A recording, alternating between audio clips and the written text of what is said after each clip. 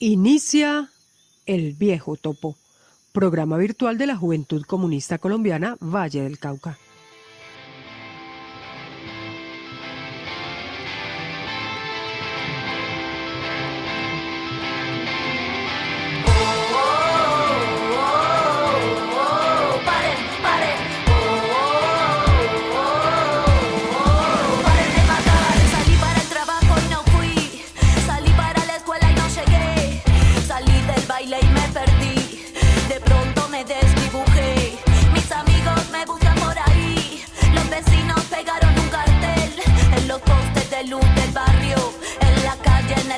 En el tren me busca mi hermano, me busca mi madre. Perdí contacto ayer a la tarde. Vino la tele, habló mi padre. La red explota, el Twitter arde. Si tocan a una, nos tocan a todas. El femicidio se puso de moda. El juez de turno se fue a una boda. La policía participa en la joda. Y así va la historia de la humanidad, que es la historia de la enfermedad. Ay carajo, qué mal que estamos los humanos, locos.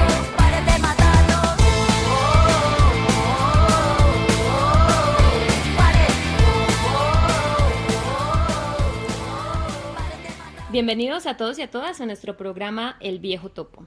Esta, en nuestra quinta emisión, tendremos varios temas que vamos a tratar sobre feminismo, sobre en qué va la región, en qué va Colombia, lo que está pasando con la juventud comunista. Para esto tenemos a dos invitados, una de ellas es Paula Castaño, del Frente de Secundaria, el Centro Inger Villarreal, y a Camilo Vallejo, que ya nos ha acompañado en otras ocasiones, responsable de educación.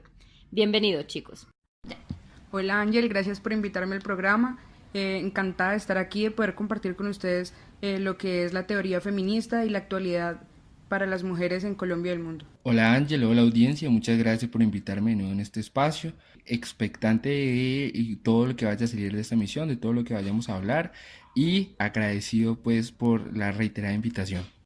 Bueno, Paula, Camilo, gracias por aceptar la invitación. Es un honor para mí tenerlos acá, sobre todo para hablar temas como estos. Digamos, en cada programa iremos adentrándonos en diferentes teorías, como lo hemos hecho en los pasados, y ahorita es el momento del feminismo, además de contar todo lo que está pasando en este momento. Camilo, cuéntanos en qué va la JUCO. Bueno, Ángel y audiencia, la JUCO en este momento está atravesando por un momento, digamos, muy fructífero. En un primer lugar, hace menos de una semana, tuvimos la segunda escuela básica regional, en donde tuvimos la oportunidad de continuar con el proceso de formación militante de unos militantes, el ingreso a la organización, y que en última refleja un proceso de crecimiento sostenido de formación política que ha sido bastante fructífero en nuestro regional. Pero también, por otro lado, hemos venido articulando un trabajo político de masas en los diferentes centros. Por ejemplo, el centro universitario ha registrado, tanto en universidades privadas como en universidades públicas, diferentes espacios de formación y debate frente a la teoría política, así como también actividades de cara a la discusión de la coyuntura nacional, especialmente frente al incumplimiento de los acuerdos suscritos entre el gobierno y las organizaciones universitarias. En fin, en términos generales, la JUCO está generando espacios de discusión que incitan de alguna u otra forma a la movilización y a la acción en contra de todo lo que está pasando. Interesante, Camilo. Y cuéntanos, Paula, ¿en qué va el Frente de Secundaria? Pues ahora en el centro de secundaria nos estamos preparando para asumir los 2 días de paro que se vienen decretados por el magisterio, como el 28 y el 29 de agosto. El 28 se van a realizar asambleas tanto estudiantiles como de sindicatos de los maestros, y el 29 vamos a realizar una jornada de movilización que sale desde la gobernación hasta Cosmitet, que es donde atienden a los maestros. Y por otro lado tenemos la segunda escuela departamental de liderazgo estudiantil para la paz, que se va a realizar los días 5, 6 y 7 de septiembre. Interesante, Paula, gracias por compartirnos eso. Esperamos que estas convocatorias sean masivas, en donde lleguen las personas y defiendan la educación que tanto hemos sufrido nosotros, los colombianos y las colombianas. Con respecto a lo que nos contaba Camilo, pues aprovecho acá para agradecer los resultados de esa segunda escuela básica del 2019, la regional Valle del Cauca, porque los compañeros, los premilitantes y militantes que asistieron a la escuela mostraron muchísimo, muchísimo compromiso y hubo unos resultados que hemos colgado en nuestra página de Facebook y que pueden ustedes consultar para ver cómo es esta experiencia, cómo es vivir esta experiencia y quizá también los anime a ser parte de ella. Vamos entonces con nuestra sección de actualidad regional. Vamos con Praxis, nuestra sección de actualidad regional. ¿Qué tienes por contarnos, Camilo?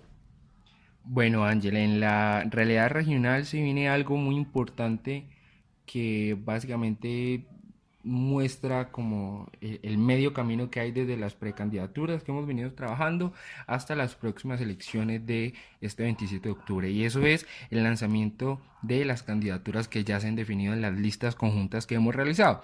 Y para esto hay dos eventos a nivel del Valle del Cauca, a nivel departamental. El primero va a ser una rueda de prensa y el lanzamiento de las candidaturas de la Convergencia Humana en Cali. Esto va a ser a las 9 de la mañana el viernes 23 de agosto en San Antonio, en Cali Teatro San Antonio. Vamos a contar con la presencia del representante a la Cámara, Luis Alberto Albán, por parte de FARC, y la senadora Ida Bella por parte de la Unión Patriótica. Va a ser un momento de compartir, de diálogo con los candidatos, de lanzamiento de candidaturas, donde le vamos a decir a la gente cuáles son nuestros candidatos para consejo, para JAC, para JAL y demás. Y ese mismo día, en la tarde, en Palmira, vamos a hacer igualmente el mismo acto de presentación de candidaturas, donde vamos a contar con un mayor número de personajes en el orden político. Va a estar también Aida Bella, va a estar también el representante de la Cámara, Luis Alberto Albán, pero también vamos a contar con la presencia de Gustavo Petro, Wilson Arias y Alexandre López, ¿sí? Va a ser igualmente un diálogo con los candidatos, va a ser igualmente un dar a conocer a la comunidad cuáles son estas candidaturas, y a partir de esto vamos a empezar a trabajar fuertemente con las campañas como tal. Esta actividad en Palmira se va a llevar a cabo en la sede de la Convergencia, eso es la calle 33, número 3036, en Palmira. Entonces les extendemos la invitación para que digamos conozcan nuestros candidatos, sepan quiénes son, sepan de qué proceso vienen, que en últimas hemos estado trabajando en una convergencia con todos estos sectores alternativos, y hagan parte igualmente de quienes nos pensamos un cambio desde otra forma de hacer política. Listo, Camilo, entonces nos encontramos en San Antonio a las 9 de la mañana y en Palmira a las 5 de la tarde. Paulita, ¿tú qué tienes por contarnos de la actualidad regional? Pues Ángel, realmente las cifras nos ha dado un estudio realizado en junio por el Observatorio para la Equidad de Género de la Universidad de ICESI, revela que en Cali se cometen alrededor de 7 feminicidios más que en el resto del país. También nos da una cifra de que 1.507 mujeres encuestadas en Cali, Yumbo y Jamundí han sufrido al menos una violencia de género en su vida, y los espacios donde más se sienten inseguras son en sus hogares, en los espacios laborales y las calles. Además, el estudio demuestra que el 70% de las mujeres en el Valle realiza 7 veces más trabajo doméstico que los hombres, y la tasa de desempleo evidencia que hay un 16,9% de desempleo femenino frente a un 9,6% del género masculino. Alarmante, Paula, todas esas cifras, digamos, esto responde también a unos problemas sistemáticos, estructurales y sociales de los que vamos a hablar en la siguiente sección. Pasamos a la línea roja. Ahora, la línea roja.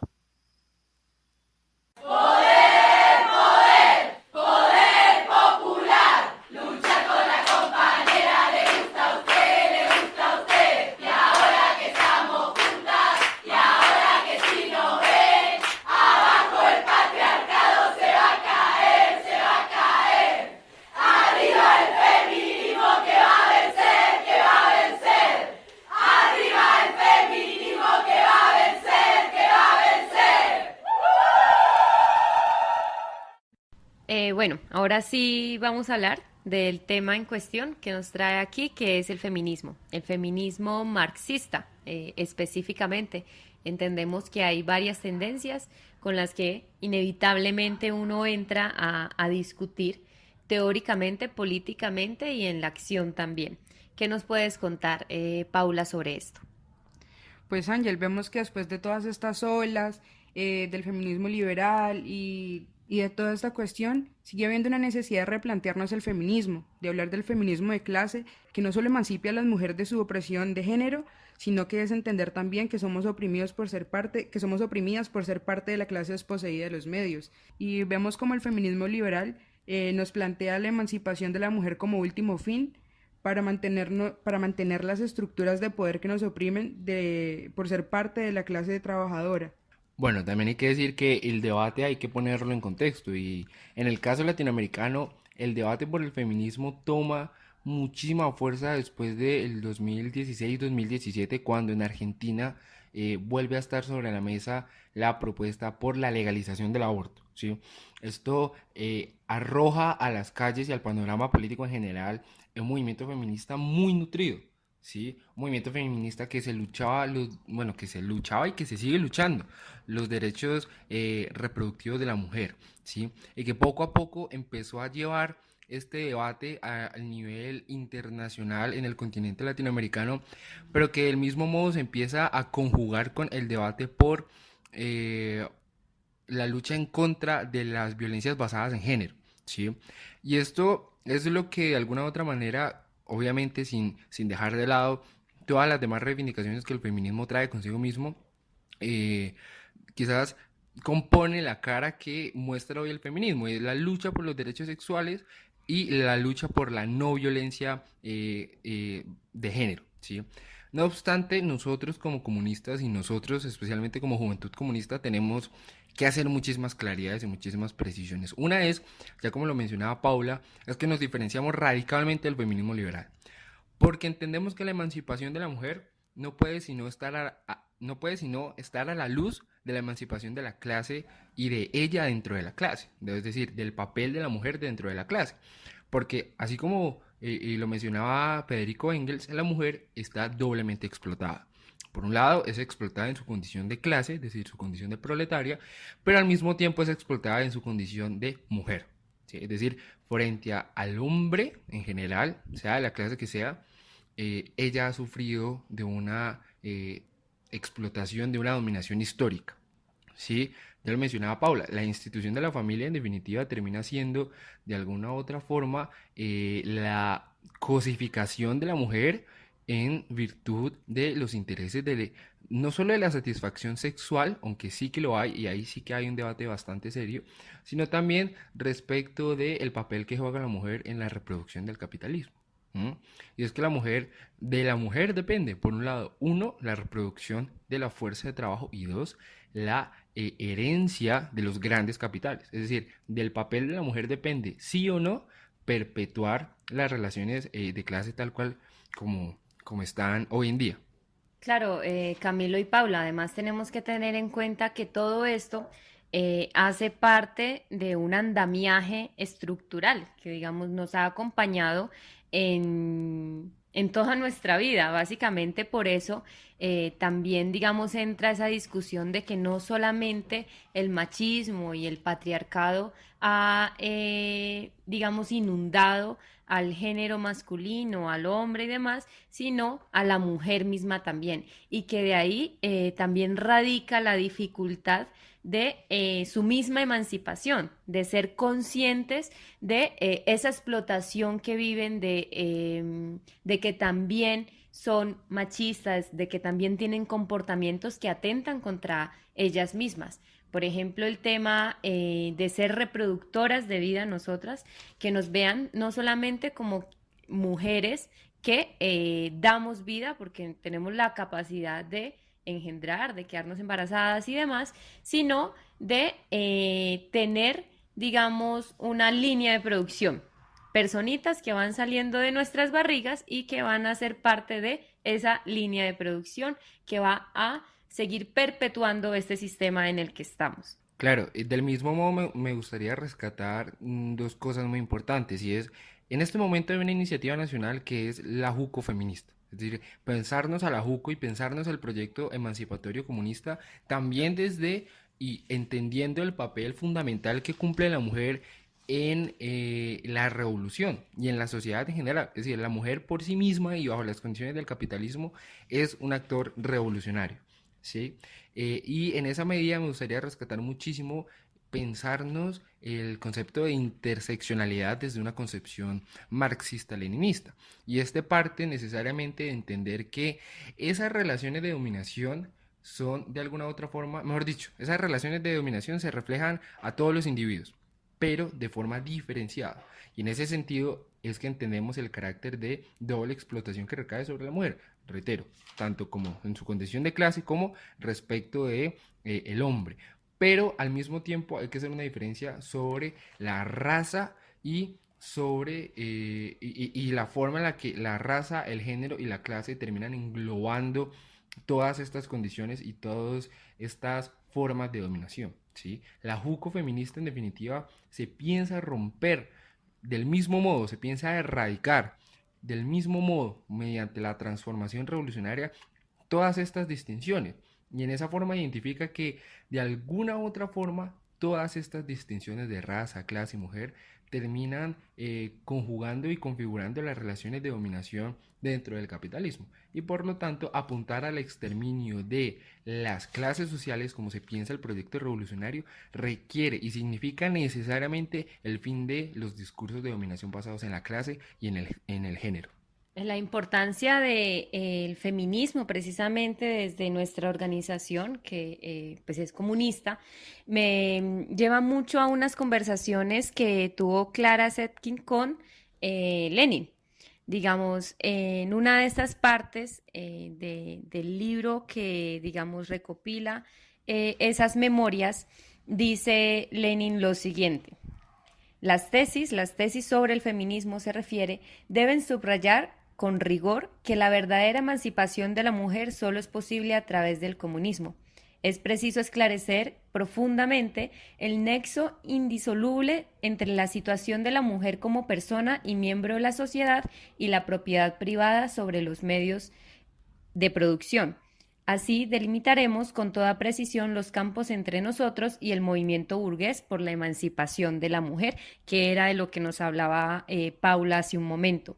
Todo esto sentará también las bases para examinar el problema femenino como parte del problema social obrero y por tanto permitirá vincularlo firmemente con la lucha proletaria de clase y con la revolución.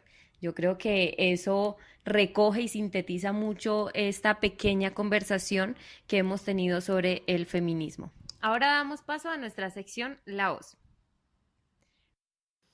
Esta es La Voz, nuestra sección cultural.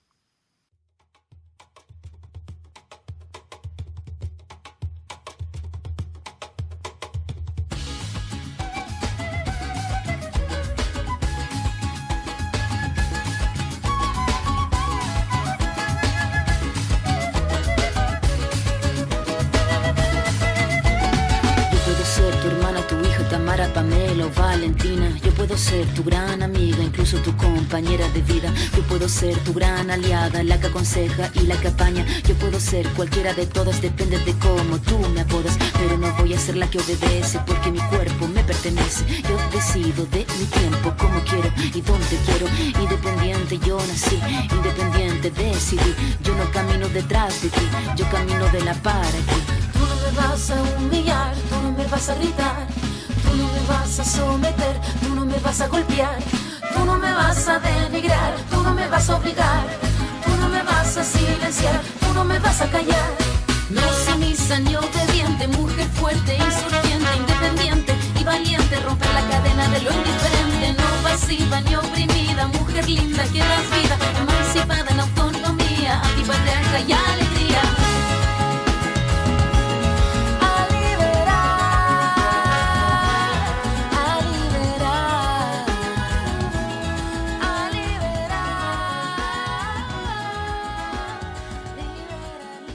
Esta canción la escogió nuestra compañera, nuestra camarada Paula. ¿Por qué la escogiste? Bueno, Ángel, yo escogí esta canción realmente porque tiene un ritmo muy bueno, porque es muy pegajosa y además porque Anita nos relata la necesidad de ver a la otra, de ver a la mujer como una compañera y no como una competencia, de cambiar esa concepción que tenemos tanto entre mujeres, de nosotras mismas, como la concepción universal, global que tienen los hombres, el patriarcado y este sistema capitalista de nosotras, es que tiene un ritmo muy potente y que nos evoca realmente a pensarnos el papel de la mujer en nuestra sociedad y a construir de la mano de la otra, a construir de la mano del amor, que es lo más importante, y a construir desde otras perspectivas. Gracias, Paula. Muy bonita la canción. Escuchábamos que decía en ella como yo puedo ser tu amiga, yo puedo ser tu hermana, yo puedo ser tu compañera de vida.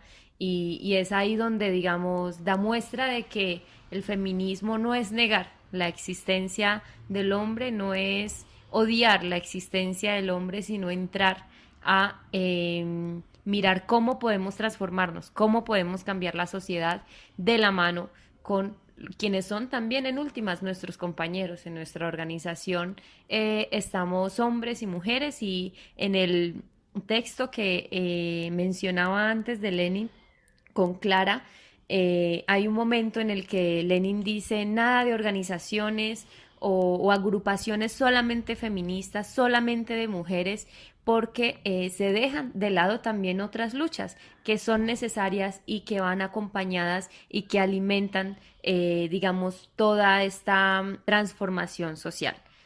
Ahora vamos con el martillo. Actualidad nacional, el martillo. Bueno, en esta ocasión hablaremos también sobre unas cuestiones internacionales, no solamente lo nacional, porque, digamos, han habido diferentes sucesos que llaman muchísimo nuestra atención y que a los cuales yo le veo muchísima gravedad. Camilo, ¿qué tienes por contarnos? Bueno, Daniel, en el orden nacional hay un par de cosas que cabe resaltar. Lo primero es que el pasado martes 20 de agosto las FARC entregó por primera vez un informe sobre 276 casos de desaparecidos durante el conflicto armado, ¿sí? Esto en aras de que se activen los procedimientos y los mecanismos pertinentes para su búsqueda, en acompañamiento especialmente de la Cruz Roja Internacional. Según el informe, la mayoría de estos desaparecidos, estamos hablando de aproximadamente unos 150 según el informe que entregan, son miembros de las FARC que se habían dado por desaparecidos durante el combate. Otros 70 de esos mismos 276 son civiles y otros 3, según el informe, son miembros de la fuerza pública. Donde, digamos, los restantes de este informe realmente no son especificados, ¿sí? Esto lo único que demuestra de fondo es la intención de continuar con la implementación del acuerdo por parte de la exguerrilla, que realmente no está siendo de alguna u otra forma correspondida por el gobierno en aras de la implementación del acuerdo. Y lo segundo que hay que decir es algo tremendamente importante, y es el proceso indagatorio que se ha abierto contra Álvaro Uribe Vélez. Y aquí hay que aclarar un par de cosas en el orden jurídico, y es Iván Cepeda estaba llevando a cabo un proceso en contra del senador Uribe por nexos con paramilitares. Dentro de ese proceso, en su recopilación de pruebas testimoniales, Uribe aparentemente, presuntamente, habría manipulado a varios testigos para que la versión que dieran ante las autoridades correspondientes no fuera realmente la verdadera. Además de que se dieron varios casos en donde los testigos, después de que Iván Cepeda tuvo contacto con ellos, terminaron muertos. Ante eso, Iván Cepeda interpone una denuncia por fraude procesal, por manipulación de testigos, y hay que decirlo para que la audiencia pueda entender qué es lo que está pasando. En derecho penal, un proceso penal, antes de que termine con la sentencia condenatoria, antes de que empiece la investigación formalmente hablando, empieza algo que se llama la etapa de indagatoria. Esta etapa indagatoria es efectivamente la que se le ha abierto al senador y expresidente, que de hecho va a ser el primer expresidente en rendir indagatoria en la historia de Colombia ante la Corte Suprema de Justicia. Esto es un hecho histórico, aunque lo quieran pasar como un montaje, bueno, etcétera, etcétera. Lo que pasa es que si la Corte Suprema de Justicia, en la indagatoria de este 8 de octubre, encuentra mérito para abrir la investigación, ahí sí podríamos empezar a hablar de un proceso penal formalmente hablando, ¿sí? Hasta entonces no podríamos hablar de eso, es decir, que hasta este momento no existe realmente una posibilidad de condena hacia el presidente, pero lo que hay realmente pone en tensión a todo el panorama político nacional, por el papel que representa Álvaro Uribe Vélez, por las fuerzas que están detrás de él apoyándolo, y porque además hay, digamos, una necesidad de verdad frente a los nexos con paramilitares que él podría o no tener. Entonces todo el mundo está a la espera. Si no cae el meteorito el 3 de octubre, podría haber audiencia indagatoria el 8 de ese mismo mes, y vamos a ver qué pasa frente a la situación jurídica del expresidente. Súper importante, Camilo, empezando por el tema de FARC, precisamente por lo que decías a lo último, y es que FARC está cumpliendo, sigue dando muestras de que creen en el acuerdo firmado y de que lo siguen implementando. Es el gobierno quien no corresponde de la misma forma. Hace algunos programas hablamos, de hecho en la actualidad nacional también, sobre los recortes a la JEP, a la CEF. Todo esto da muestra de esas piedras en el camino que pone el Estado, que le pone a la paz precisamente. Con lo de Uribe, mucha gente está feliz porque no conoce alguna de las cosas que acabas de mencionar, porque piensan que eso, digamos, tiene mayor trascendencia. Sin embargo, esperamos que así sea, que después de esa indagatoria realmente empiece un proceso penal contra Uribe y que el meteorito nos deje, por favor, vivir ese momento acá. Vamos ahora con lo que les comentaba al principio sobre la actualidad internacional. Bueno, frente a la actualidad internacional hay que decir igualmente un par de cosas. Lo primero es algo que ha llenado las redes sociales toda esta última semana, y es la conflagración que se ha dado en el Amazonas. Y es algo tremendamente serio porque el Amazonas representa la selva tropical más grande del planeta Tierra. Un lugar en donde, si bien no se produce, porque aquí hay que desmitificar otra cosa, el proceso de producción de oxígeno se da en los océanos, pero sí purifica, sí trata, sí descontamina aproximadamente el 20% del oxígeno de todo el planeta Tierra, ¿sí? Es decir, es un lugar muy importante en términos de biodiversidad y de medio ambiente, del cual dependemos los seres humanos y todos los animales del mundo.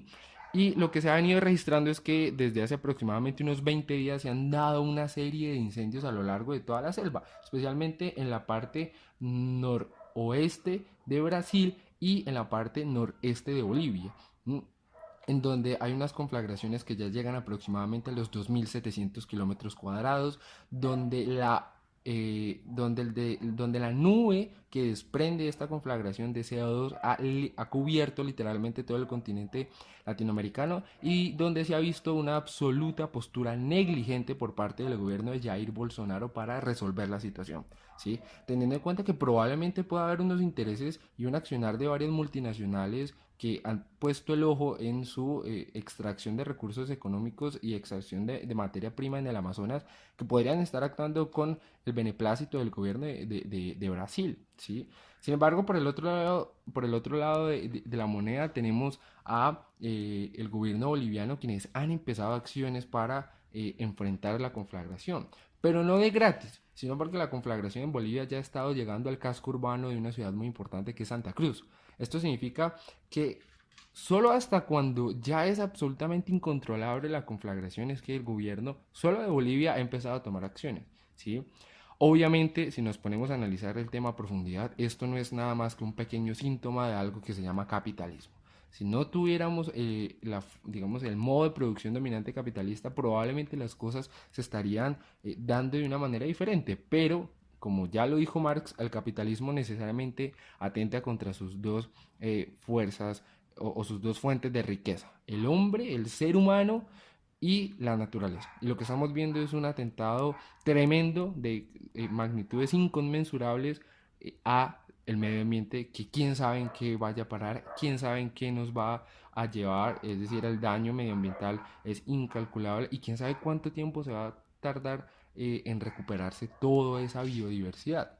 Es posible que ni siquiera lo alcancemos a ver nosotros.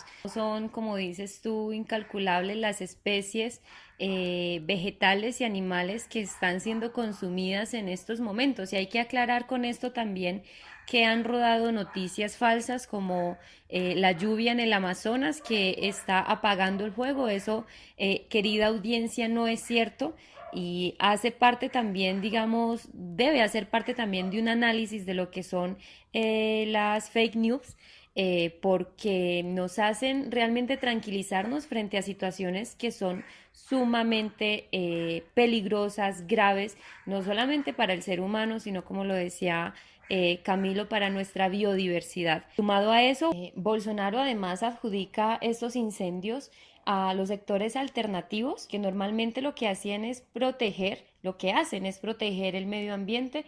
Él les retiró, digamos, esas medidas, esas ayudas para la protección y por eso dice que son ellos quienes están causando estos daños. Otra cosa que hay que tener en cuenta es el papel de los medios de comunicación en todo esto que está pasando, porque nos hemos enterado de la situación ha sido es por las redes sociales, no por los medios masivos de comunicación, y si estos han mostrado de alguna forma de lo que está pasando, ha sido también quitándole la culpabilidad al gobierno, que es quien realmente la tiene, al capitalismo. Bien vemos en los hashtags que se comparten que no es fuego, sino capitalismo, como lo decía el compañero Camilo Vallejo. Ahora pasamos también con una situación sumamente grave en México. ¿Qué está pasando en México, Paula? Bueno, Ángel, realmente la situación en México es muy preocupante porque vemos que es el país latinoamericano con más feminicidios. Es el país más peligroso para las mujeres en términos reales y se registran, según la ONU Mujeres, se registran alrededor de 7,5 feminicidios al día y el 56% del territorio nacional se encuentra formalmente declarado en alerta de violencia de género. Y a pesar de los esfuerzos del gobierno mexicano, siguen aumentando las cifras de feminicidios, de violaciones, de violencia basadas en género, y entonces se nos da a entender que realmente no es simplemente hacer leyes y no es simplemente salir a condenar, sino también es hacer todo un proceso pedagógico para acabar con la concepción de poder que se tiene sobre las mujeres, de las mujeres como territorio de conquista, de las mujeres como un instrumento sexual, de las mujeres como algo que se usa y se desecha. Y entonces también tenemos que recalcar las cifras que nos da ONU Mujeres, que dice que cada día 9 mujeres son asesinadas en México y 6 de cada 10 mexicanas han sido víctimas de algún episodio de violencia a lo largo de su vida y que el 41,3% han sido víctimas de agresiones sexuales de todo tipo. Bueno, muy triste esta situación, Paula. Como respuesta a esto se ha estado dando una serie de manifestaciones en todo México, manifestaciones evidentemente de feministas que a pesar de sus corrientes se han unido, han hecho juntanza para decir no más, ni una más, porque no quieren seguir pasando por estas situaciones. Realmente las cifras que da Paula son alarmantes. Y con esto sí quisiera hacer un comentario muy crítico para las personas que comparten a manera de mofa publicaciones sobre las expresiones feministas que estamos viendo. Se burlan, si bailan, pero también se burlan, si protestan, pero también se burlan, si usan la violencia como último medio de hacerse ver, de hacerse escuchar. Y es que políticamente también se están haciendo trabajos, socialmente también se están haciendo trabajos, pero realmente las mujeres nos vemos acorraladas en situaciones como estas, en donde diariamente nos están matando, en donde diariamente la noticia es que han asesinado, han violado, han violentado a una mujer más, sea en México o en cualquier parte del mundo. Entonces, las invito, compañeras, los invito, compañeros, a que hagan parte de esto, a que se formen políticamente, teóricamente, a que en su práctica empiecen a transformar toda esta visión patriarcal, toda esta visión capitalista que hay sobre la mujer y que pesa sobre nosotras, porque Como lo puse en alguna publicación de Facebook hace poco, me prefiero, y yo creo que todas las feministas nos preferimos sangronas, histéricas, violentas, no sumisas frente a estas situaciones radicales, porque esto hay que transformarlo y porque esto no puede seguir pasando. Pasamos ahora a nuestra última canción de Chocolate Remix, Ni Una Menos.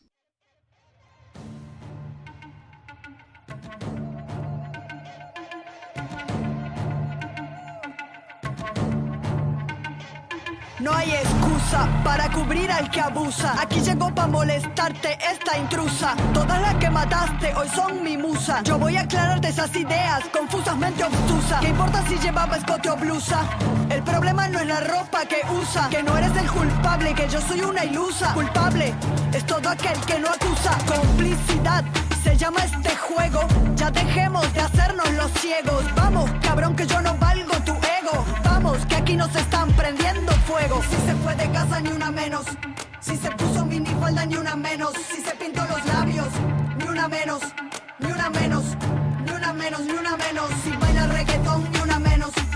Si te dejo por otro ni una menos. Si vuelve tarde a casa ni una menos. Ni una menos. Ni una menos, ni una menos.